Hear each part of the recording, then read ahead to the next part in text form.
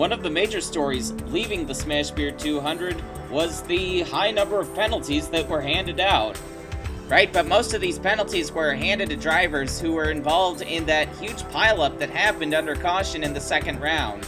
Laura Cyrus slowed to a crawl in the middle of the front stretch and several cars piled into her.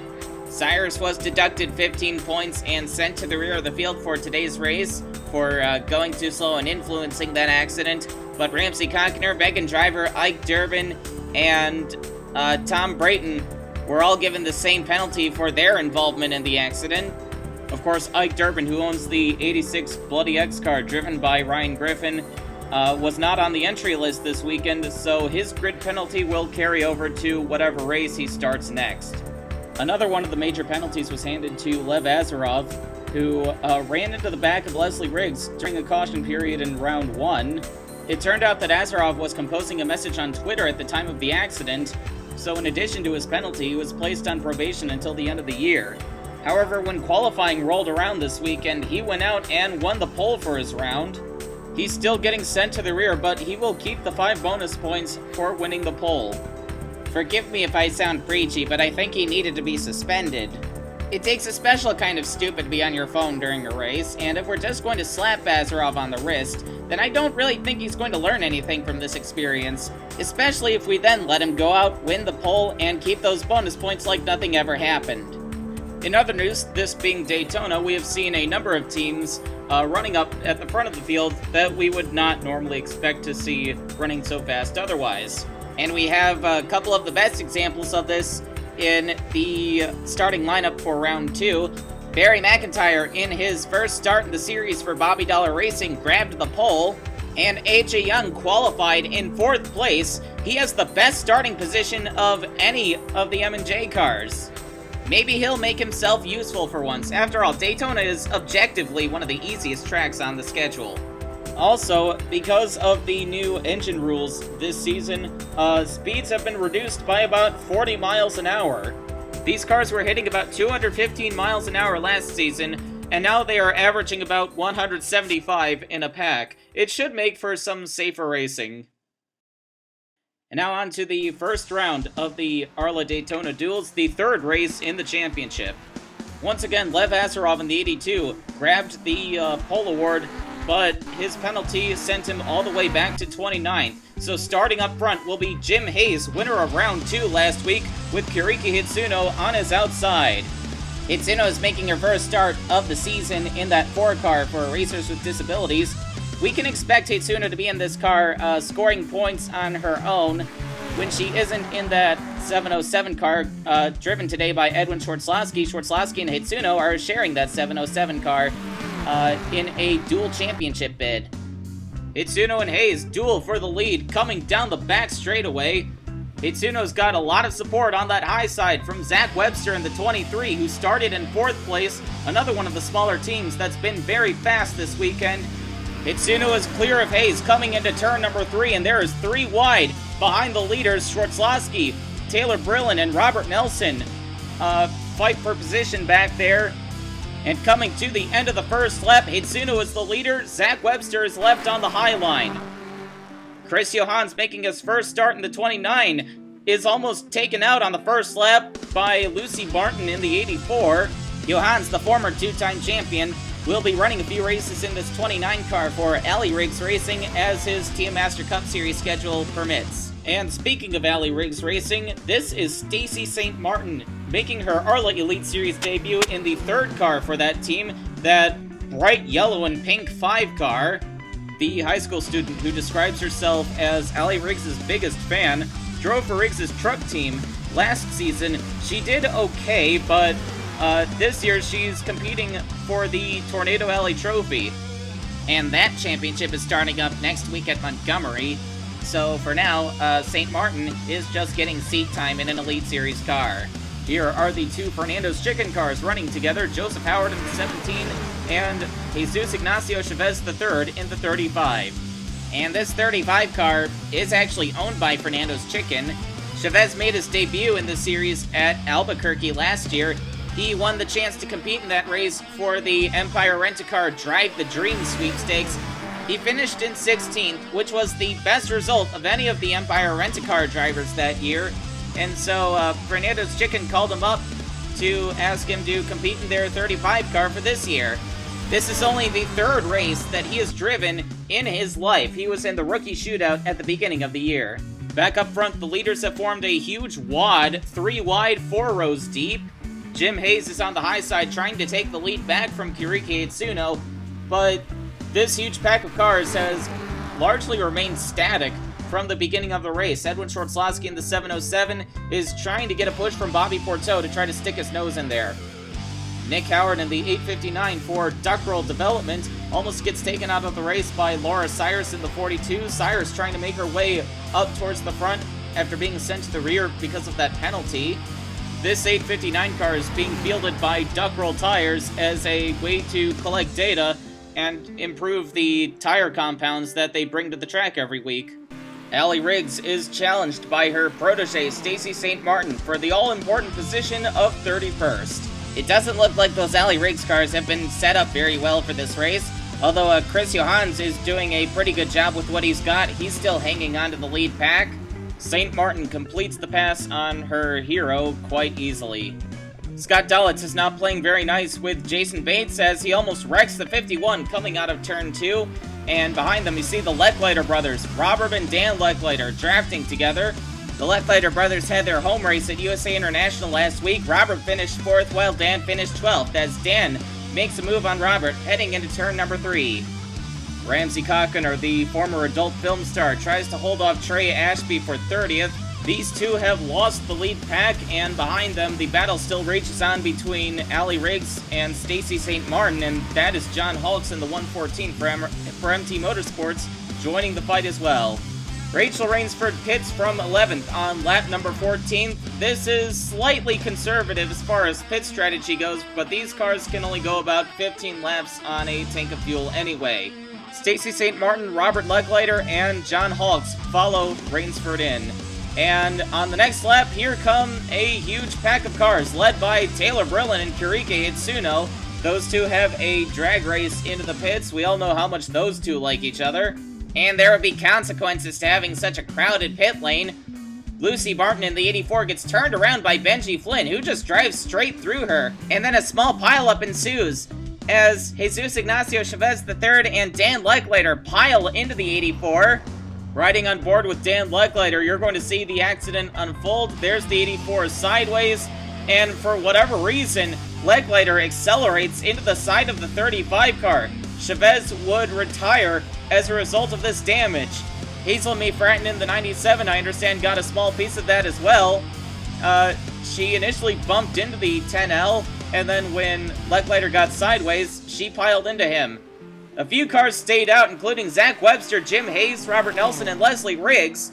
And as we just said, these cars can only make it about 15 laps before they have to pit. Well, we're on lap 16, and all 4 of these cars have run out of fuel. It's a bit early in this race to be playing fuel strategy games, and I'm especially baffled by Leslie Riggs' decision to roll the dice. She is more experienced than Nelson, Webster, and Hayes combined in this series.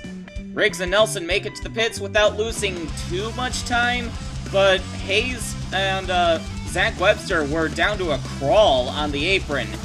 In the meantime, Kiriki Itsuno is the leader after pit stop cycle out.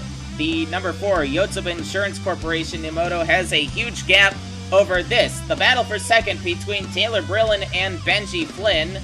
These two started their ARLA careers at the M&J Racing Development Program.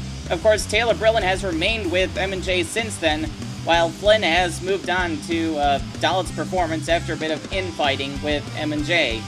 And behind them, Kyle Gaffigan tries to hang on to 4th place, fending off a charge from Harry Inola, Edwin Schwartzlowski, and Lev Azarov. Jim Hayes in the 77 is a lap down after that ill-fated gamble on fuel. Some great pit work by the Eichholz Atlantic team has gotten Ramsey Cockiner in the 31 all the way up to 10th, although he is being challenged by Jessica Graham in the 59 with a bit of support from Rachel Rainsford in the 71. Cockiner, Graham, and Rainsford are now about to swallow up Lev Azarov, who fell a bit behind. Edwin Shortslowski in the 707 gets turned by Scott Dulles coming out of turn 4 and immediately expresses his displeasure with the 18. This is not the first time that Dulles in that gaudy-looking 18 car has almost wrecked somebody today. And behind these guys, Ramsey Cockiner, Jessica Graham, and Rachel Rainsford are trying to catch up and make this an even bigger battle. Bobby Porteau in the 74 for Mitchell & Sons currently holds the 15th spot, but Joseph Howard wants it. Both of these guys have support. Bixby Foot in the 14 pushing the 74, and J.W. Lester in the 50 pushing the 17. Jason Bates in the 51 lagging behind that battle a bit. And they are trying to catch up to Lucy Barton in the 84 with that damaged rear end.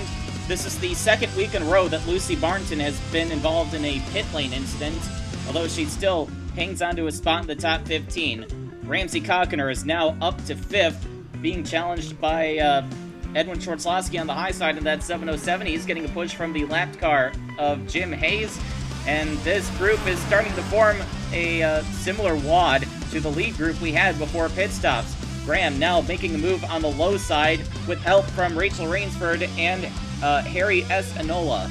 Kyle Gaffigan and Scott Dulles are stuck in the middle, coming to the line. Jessica Graham just barely edges Ramsey Cockiner for the 4th spot. Back up front, Kiriki Hitsuno continues to lead, with Benji Flynn and Taylor Brillin behind her. The 36 and the 4 are pretty evenly matched. Brillin in the 64 is trying to hang on, as the leaders now try to get around the lapped car of Dan Leckleiter in the 10L. Leckleiter, of course, was ordered to meet with race control after that incident in the pit lane, along with Benji Flynn. Todd Stater is trying to hold off Leslie Riggs for the 20th spot, and behind them, Robert Leckleiter, Laura Cyrus, and Jason Bates are trying to join the battle as well. Cyrus now making a move on Robert Leckleiter heading into turn number 1.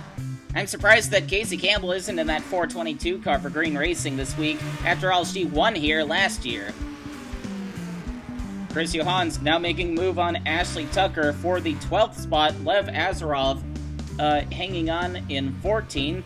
Of course, Tucker and Azarov are trying to move forward after starting in the rear of the field due to penalties that they were slapped with at USA International. Robert Leckleiter is out of the race on lap 27. The Strickland propane car finished 4th at USA International last week, but obviously he's not going to get that same result today. Stacy St. Martin pits on that same lap. She is not getting very good fuel economy in that 5 car, so this will almost definitely be a 4-stop race for Stacy St. Martin. John Hawks in the 114 follows. Edwin Shortslowski and Rachel Rainsford head into the pits on the next lap. Shortslowski seems to have picked up on how well Rachel Rainsford's pit strategy is working for her. Lucy Barton pits from 17th on lap 29. Jason Bates in the 51 follows her in. And on the next lap, here come the leaders, Kiriki Itsuno, Benji Flynn, and Taylor Brillin. If they keep pitting every 15 laps in the 60-lap race, then they could be cutting it very close on fuel. Harry Asanola stays out and tries to roll the dice, but that is not working out for him. Car 45 is running out of fuel as the lapped car of Jim Hayes gets away very quickly. You'd think these guys would have learned after we saw that failed gambling on the first cycle of pit stops, but apparently not. Harry Asanola slows to a crawl on the apron as we see Nick Howard in the 859 is out of the race on lap number 30 with a smoking engine. And this is the battle for the lead. After pit stop cycle out, Ramsey Cockiner has vaulted all the way up into first. The Eichholz Atlantic cars aren't exactly the strongest on the grid, but that 31's pit crew is more than making up for it as he comes out on top after this second cycle of pit stops. This is the 3rd year that the Eichholz Atlantic team has competed in the ARLA Elite Series, and they have yet to win a race. Here's the battle for 4th between Taylor Brillin and Scott Dulles. Allie Riggs in the 19 is a lap down. That car has clearly not gotten any better for her since the start of the race. Her teammates Stacy St. Martin and Chris Johans are still on the lead lap, as Scott Dulles now looks to the inside of Brillin coming onto the backstretch. That is the 97 of Hazel May Fratton. She is also a lap down. She was involved in that pit lane incident on the first cycle of stops. Edwin Shortslowski is currently in 6th place, and that is Jessica Graham in 7th, looking for an unusually decent finish for that S-Tech team. They were plagued by crashes and mechanical failures last year. I wish I could say that this is the battle for 8th, but Kyle Gaffigan in the 07 for Team Thunder is the only car on the lead lap in this group. Zach Webster is 2 laps down, while Jim Hayes is still 1 lap down after their failed pit strategy. Rachel Rainsford in the 71 for Gravity Racing is running a very lonely 9th place. She was not happy about her performance at USA International last week, despite finishing 7th in her race after being involved in multiple incidents. Joseph Howard in the 17 for Tom Delgado Racing, the winner of the first race last week, hangs on to the 10th spot, trying to fend off a charge from Lev Azaroff. Bobby Porteau, Jason Bates, and Ashley Tucker are 12th through 14th, and you saw that they were about to swallow up Rachel Rainsford. Ramsey Cockiner has a near miss with Dan Lecklater in the 10L. It looked like he didn't know where the 10L was going and swerved to miss him, and that has brought Kiriki Itsuno even closer to Cockiner. She is all over his rear end, although she is not quite able to make a move at this time. The battle for 9th heats up as Bobby Porteau takes over the position from Joseph Howard. Lev Azaroff trying to make it 3 wide on Rachel Rainsford and Joseph Howard, although that doesn't quite work out. Rachel Rainsford hangs on to the 10th position. Bobby Porteau is looking for a solid finish after cutting a tire down last week and finishing in 14th. John Halks, Lucy Barnton, and Trey Ashby kick off the 3rd round of pit stops as we approach the lap 45 mark. Dan Lecklater and Edwin Schwartzlowski are also in. Bobby Porteau in the 74 is in. He's pitting by himself. Jason Bates and Hazel May Fratton follow. Chris Johans in the 29 is down to 20th place. Ramsey Cockiner in the 31 blows a load of smoke all over the backstretch. Kiriki Itsuno scoots around him to take the lead back, and Cockiner is out of the race after a heartbreaking mechanical failure for that 31 team. That pit crew has worked so hard to get Cockiner up into the lead and in contention to win. They certainly did not deserve this. In the meantime, Lev Azaroff and Rachel Rainsford have a drag race into the pit lane. They are coming to lap 45, so they are going to be cutting it very close on fuel. Ashley Tucker, Todd Stater, and Laura Cyrus are in. And here come the leaders, Kiriki Itsuno and Scott Dollitz, right on lap number 45. Remember that these cars can only make it about 15 laps on a tank of fuel, as Lucy Barton in the 84 breaks down at the exit of turn 2. Taylor Brillen stays out an extra lap, trying to stretch it, and she is out of fuel at the entrance of turn 3. Well, I guess I should have expected more people to roll the dice against better judgment. Brillen is going to make it back to the pit lane, but she would lose a lot of time. In the meantime, Kiriki Itsuno continues to lead the race. Before Ramsey Cockiner blew up, we expected to see a battle for the win between him and Hitsuno, but now Hitsuno leads by a very wide margin over Scott Dollitz in the 18, and that is a very lonely second place for Scott Dollitz. However, help for the 18 could be coming in the form of the battle for 3rd between Jessica Graham and Benji Flynn. Stacy St. Martin and Trey Ashby have now gone a lap down. Benji Flynn's trying to get the draft from St. Martin and Ashby, leaving Graham on the high side all by herself. Jessica Graham only had 2 top 10s last year and no top 5s. As you see, Robert Nelson in the A9 coming out of the pits. As we mentioned before, Graham failed to finish several races last year, so hopefully she can keep up this run and turn it around.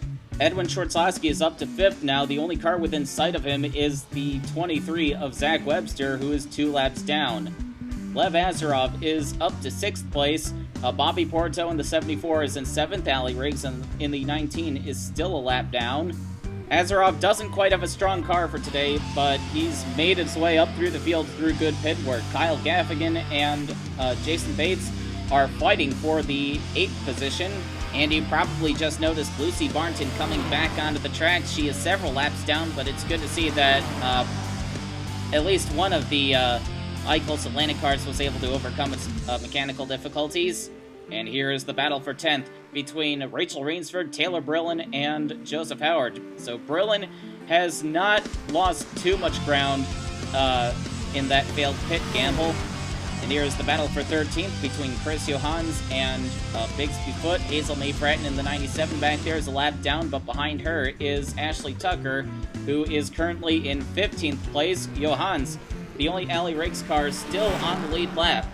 J.W. Lester tried to hold off Leslie Riggs and Laura Sires for 16th, but he appears to have a problem coming out of the backstretch.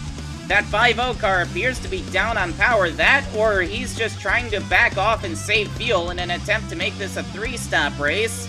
But Lester is losing ground very quickly. So I am more likely to believe that this is a mechanical problem. Tough break for J.W. Lester and the Peter Irving Gray Sports team. John Hawks in the 114 is also down on power, and the battle for second almost crashes into him.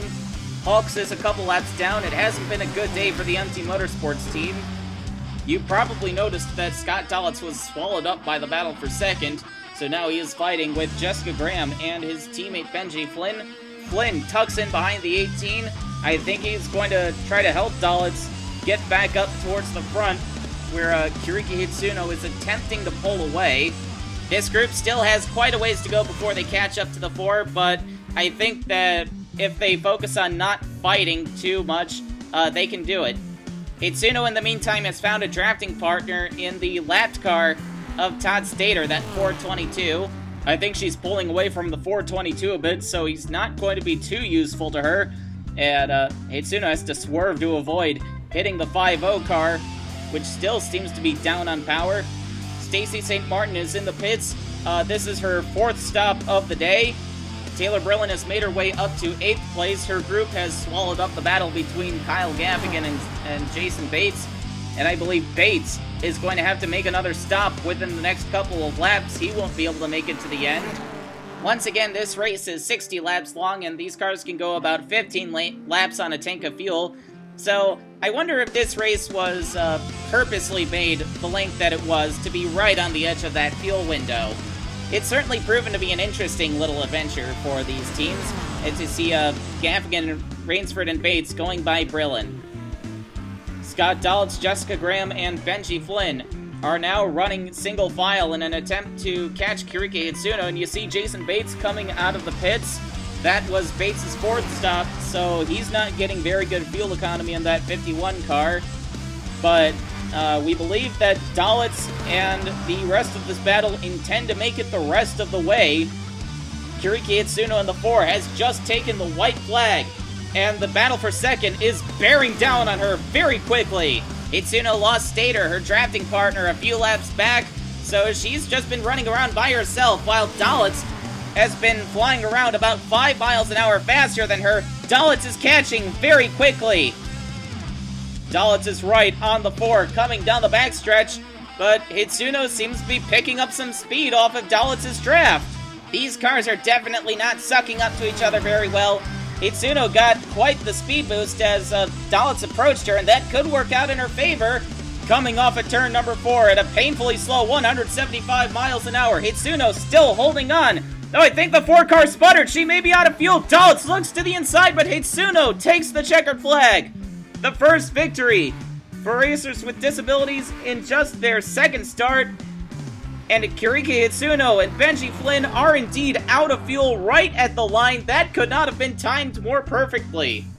Hitsuno takes to the apron, no burnouts for her. That car is completely dry. Jessica Graham and Scott Dalitz are out of fuel as well.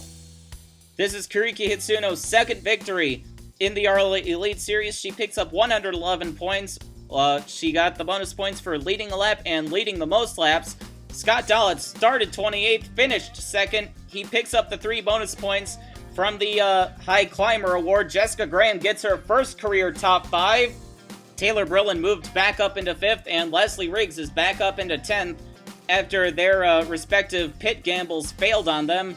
Kyle Gaffigan was looking at a strong top 10 finish, but has to settle for 11th. Rachel Rainsford and Edwin Schwartzowski are back to 12th and 13th. Chrissy Hans, Ashley Tucker, Robert Nelson, and Laura Cyrus all had to pit a 4th time, so they obviously could not make it to the end. Allie Riggs was stuck a lap down for the second half of the race. J.W. Lester, of course, was down on power during that last run. Stacy St. Martin finishes 24th in her first career start. Dan Lucklighter in the 10L, of course, had to meet with race control after the race. Lucy Barnton, after breaking down on the track, finishes 5 laps down, and everybody behind Barnton fell out of the race. Jesus Ignacio Chavez III finishes last. His retirement was the only one crash-related.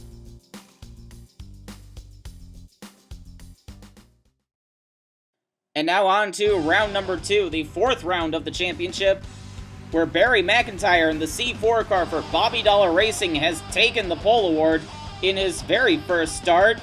Andrea Canassa in the 78 for Groves Racing started on McIntyre's outside. Groves Racing has historically been very strong at Daytona. The last win they got was at this track with Canassa's late husband Scott Morales behind the wheel as McIntyre almost gets taken out in the first corner by Namimura in the 39.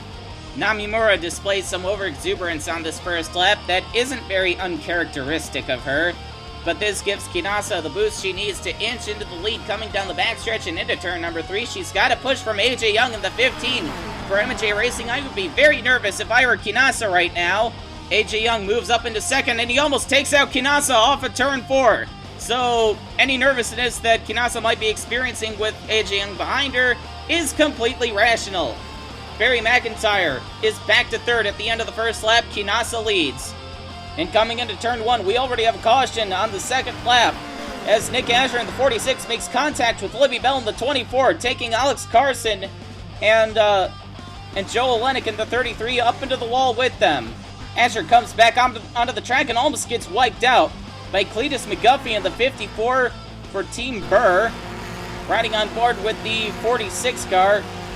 I think he gets a little bit too personal with Bell coming into turn 2.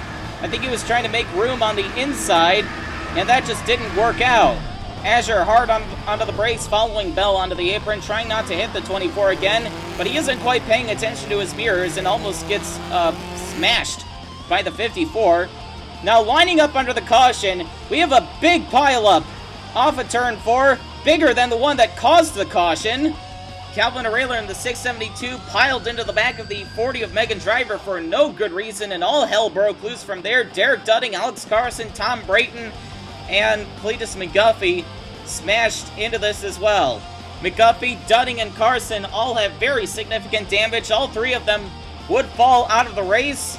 And like you said, Scott, there is no reason for this to happen at all. Arailer was just being an idiot and not paying attention to what was outside his windshield, and the other idiots behind him just add to this mess. And Cletus McGuffey in the 54 was an especially big offender. He was lagging behind this group and had a good 3 seconds to apply the brakes and avoid smashing into the back of that 2 car, but for whatever reason, he just decided not to. I certainly hope to see some justice done about this. I think that this is even dumber than the Lev Azarov incident last week.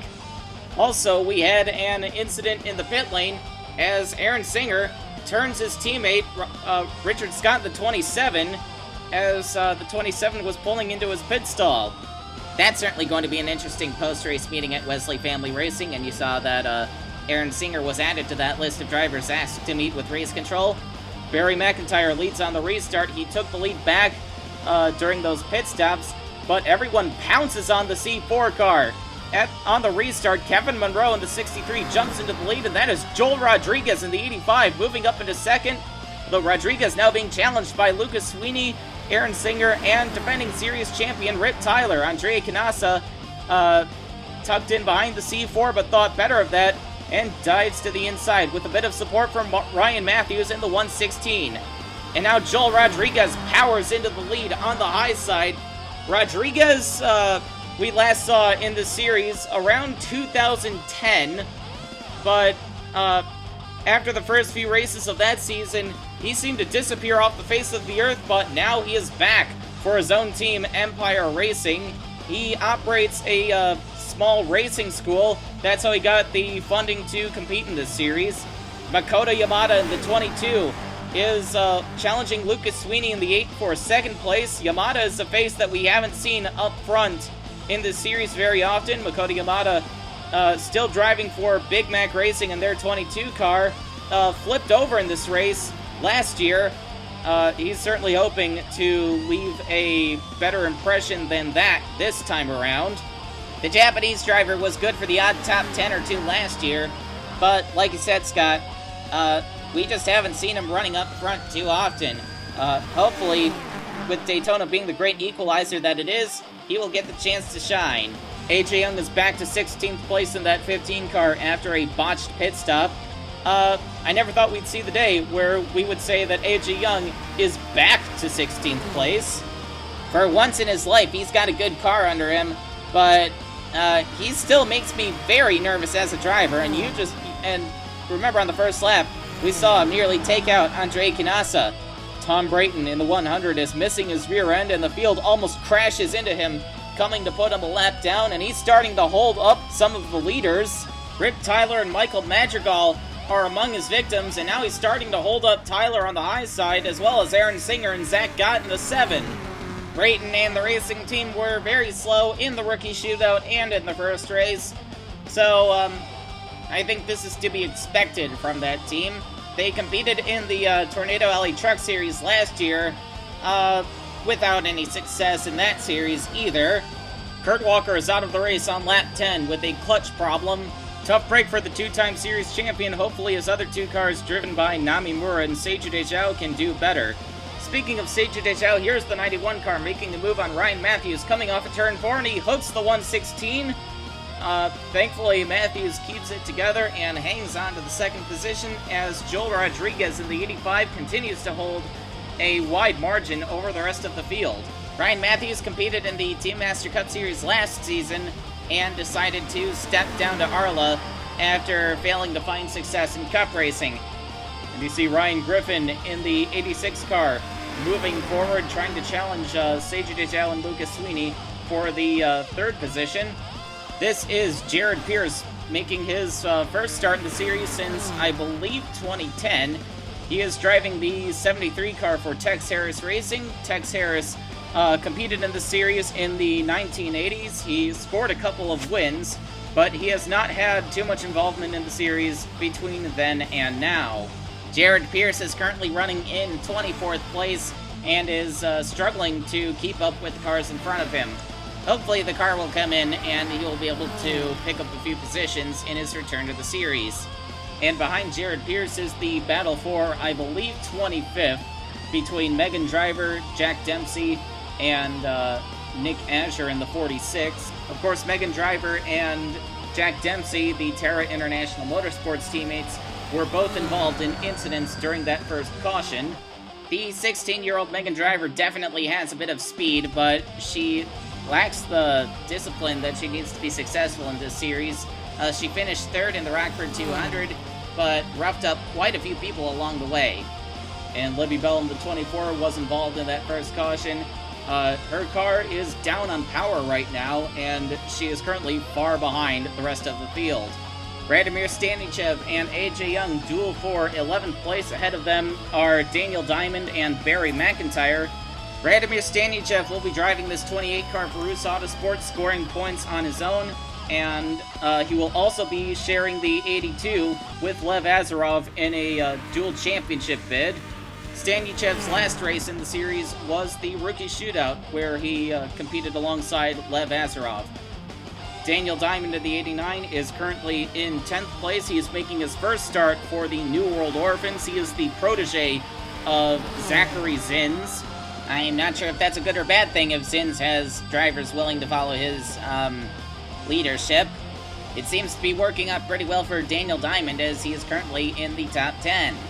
Ryan Griffin is currently in the middle of a three-wide battle for third between himself, Lucas Sweeney, and Makoto Yamada.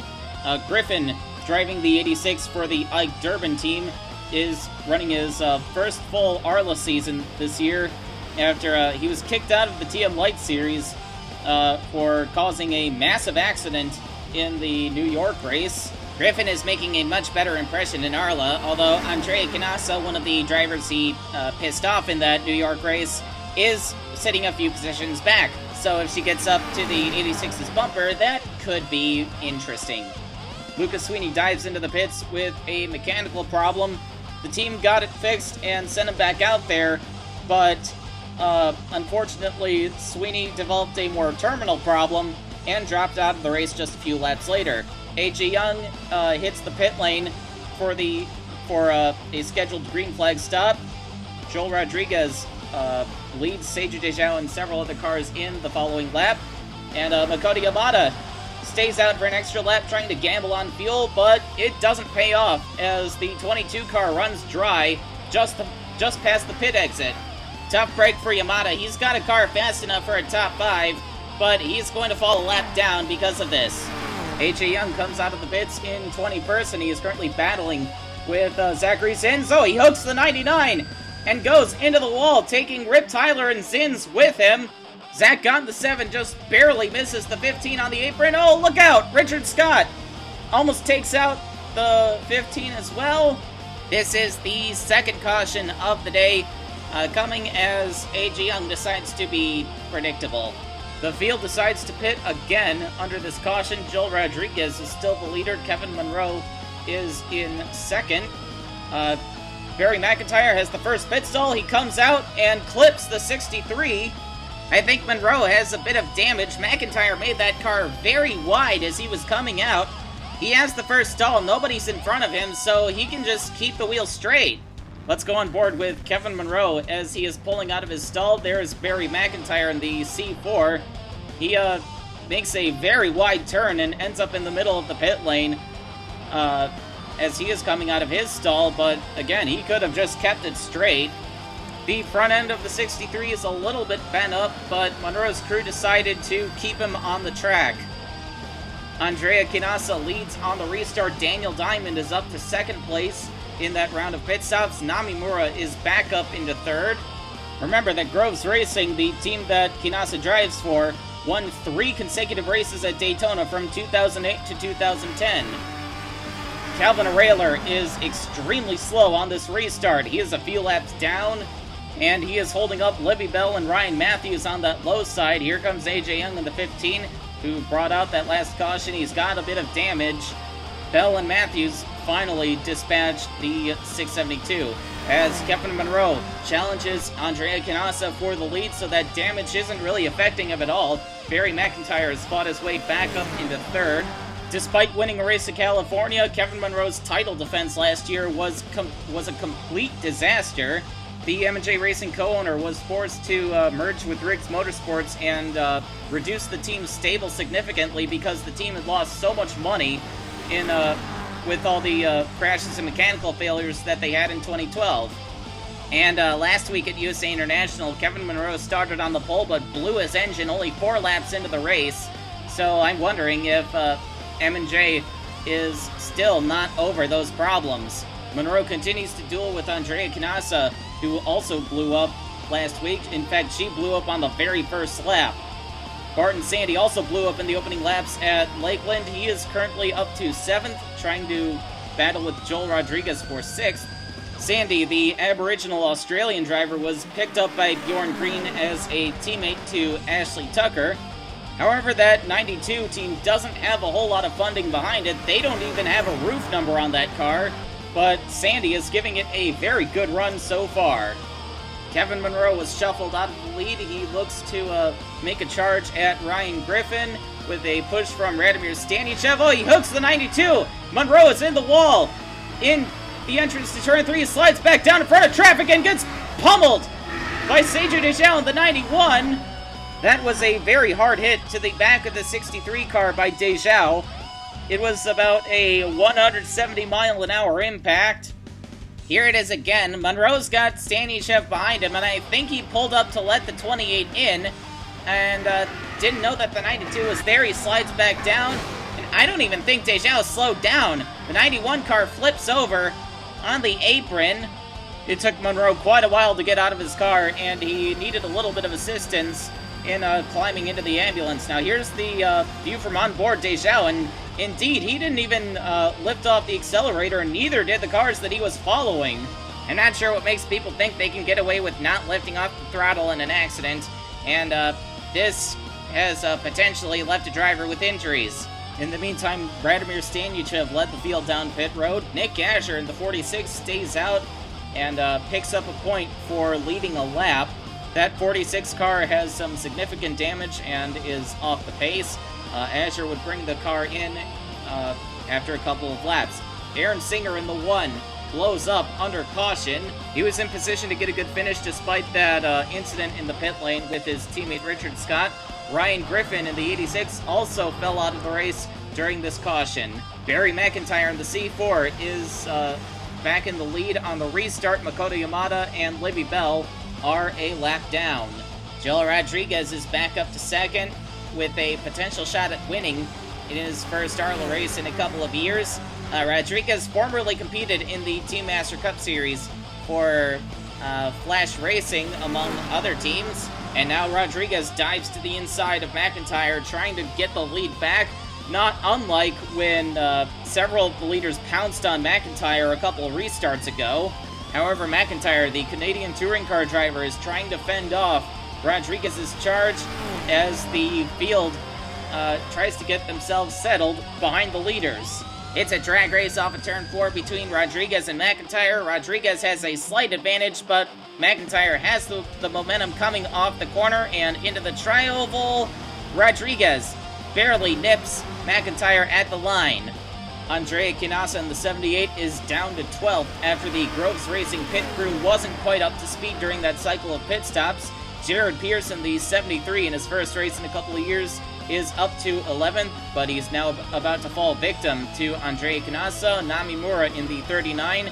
The last remaining Kurt Walker car is just ahead of the 78, trying to challenge Ryan Matthews in the 116. Lenore Scurry, the Hungarian driver in the 102 for Motor Assault Racing, is up to 7th. She's got a little bit of damage on that rear end. Our cameras must have missed how that happened, but Scurry is still doing a very good job in her first race at Daytona. Lenore Scurry's first attempt at an ARLA Elite Series race was the 150 laps of Dwyer a couple of years ago. She ended up getting disqualified from her qualifying race, but since then she's cleaned up her act a bit and has proven herself to have a bit of speed. She comes from a wealthy family. That's how she got the ride at Motor Assault after Laura Cyrus left the team, but she's doing a good job hanging up there quietly in the top 10. Joel Rodriguez challenges Zach Gott for the lead, but he blows his engine coming out of turn 2. That's the second time in this race that we've seen someone blow up after running up front. Tough break for Joel Rodriguez. He was looking to make a very big splash in his comeback, but that's obviously not going to happen today as the 85 car slows to a crawl on the apron. Zach Gott, as we just mentioned, is the leader of the race.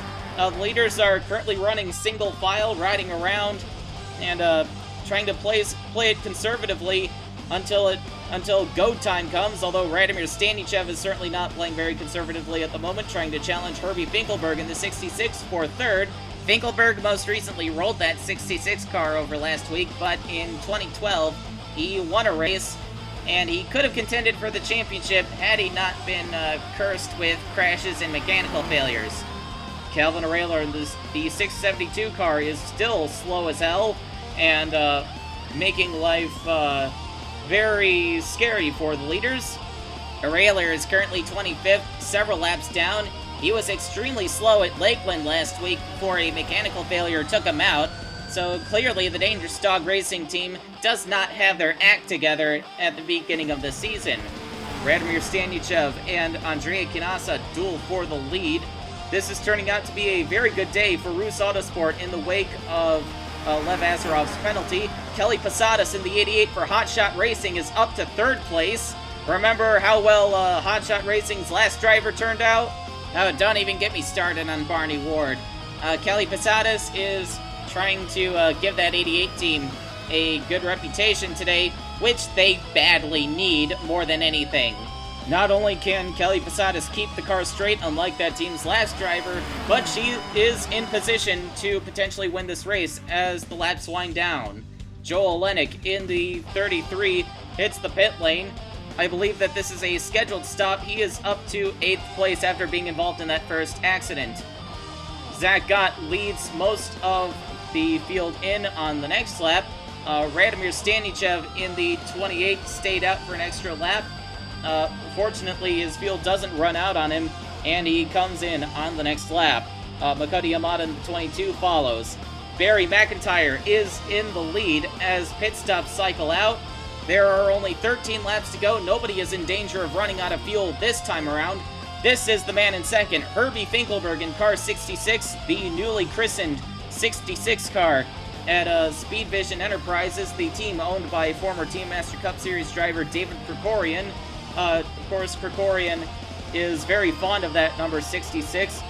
Finkelberg currently follows the lapped car of Makoto Yamada, that 22. Finkelberg is hungry for another win in the series, while McIntyre contends for the win in his first start. This is the battle for third, being contested by Zach Gott and Radomir Stanyachev. Lenore Scurry in the 102 is back there in fifth. Zach Gott is driving the 7 car in a shared championship bid with Eric Jackson, and he will hand the car over to Jackson when the series heads to Mexico in a couple of months. Lenore Scurry in the 102 was running in fifth, but she got swallowed up by the battle between Andrea Quinasa and Kelly Posadas, so that moves her down to 7th. Still, a very good run for Lenore Scurry in her first race at Daytona, although that car is not quite up to the pace of the faster cars. Joe Olenek, the ASCC driver from last year, has made a good recovery ever since getting caught up in that first incident. He remains in 8th after pit stops, although he is now about to be passed by Barton Sandy for that position. And Rick Tyler in the 16 is currently in 10th after the race that he would like to forget last week. Jared Pierce in the 73 for Tex Harris is up to 12th, so good job by Pierce and Harris in both of their returns to ARLA competition. However, Megan Driver and Michael Madrigal are bearing down on Pierce. Madrigal in that pie car for Math Motors has been running quietly in the top 15 all day, while Megan Driver's made a great recovery after having her back end smashed up by a bunch of idiots. Megan Driver dives under the 73 and snatches the 12th position away. In the meantime, Andrea Quinasa and Kelly Posadas have caught up to Stanyachev and Gott, and now Quinasa is making the move for the 3rd spot on the 7 car. Groves Racing, their morale still sagging after the passing of Scott Morales, is proving that they are still very strong here at Daytona.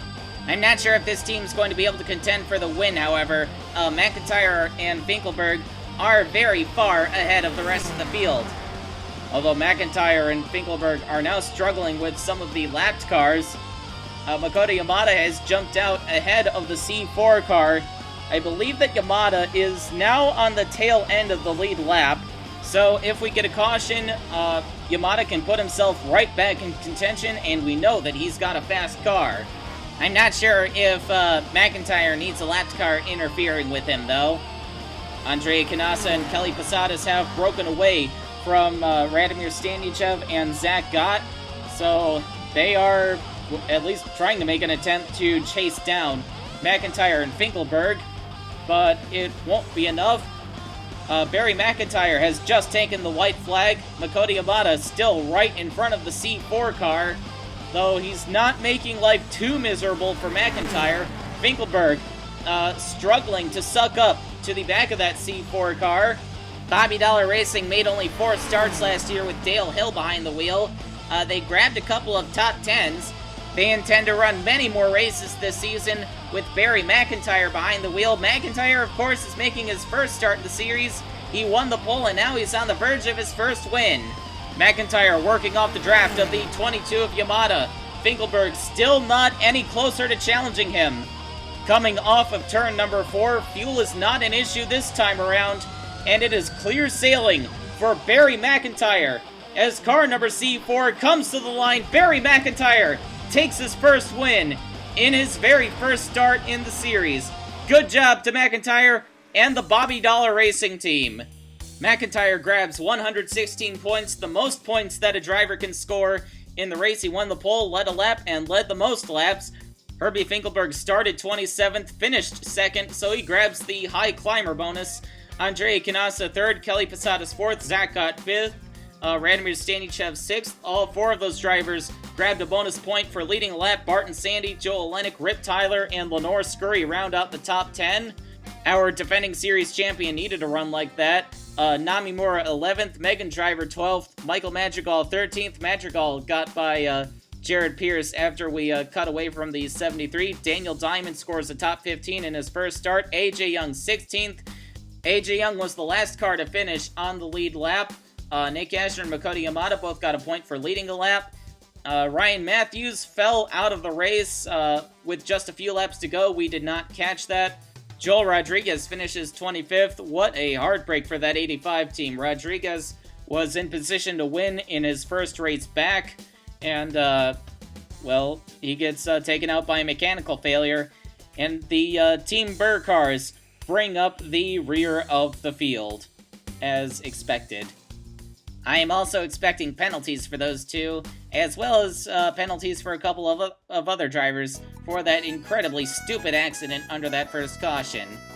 Joseph Howard takes over the points lead after Jim Hayes' failed pit gamble. Taylor Brillin moves up to third place. Leslie Riggs, her teammate at M&J, is in fourth. Fifth is Kyle Gaffigan for Team Thunder. The Dalitz performance cars of Scott Dalitz and Benji Flynn are 6th and 7th. Rachel Rainsford and Jessica Graham are tied for 8th. It's good to see Graham high up in the point standings after these first couple of rounds. Kelly Posadas is not running the full schedule, but she is up to 11th. Bobby Porteau 12th. Allie Riggs 13th. Joel Lennick and the 422 of Campbell and Stater are tied for 14th. Jason Bates 16th. Herbie Finkelberg 17th. We have a three-way tie for 19th between Laura Cyrus, the Roos Autosport 82, and the A9 of Robert Nelson. Harry Enola is 22nd. J.W. Lester, his teammate, and Rick Tyler are tied for 23rd. 25th place is a tie between Trey Ashby and Lenore Scurry. Bixby Foot is 27th. Andrea Kinasa is 28th. And Barry McIntyre, with his win, jumps up to a tie for 29th with Ashley Tucker. Tie for 31st between Megan Driver and Michael Madrigal. A three-way tie for 33rd between Barton Sandy, Robert Leckleiter, and Hazel May Fratton. 36th place is a tie between Lucy Barton and Nick Howard. 38th place, a tie between Zach Webster and Kiriki Hitsunu, who jumps up to that position with her win. And the 10L of Lucas Flint and Dan Leckleiter are 40th. Next week at the Montgomery Motor Speedway in Alabama, we will begin the long-awaited Tornado Alley Trophy campaign.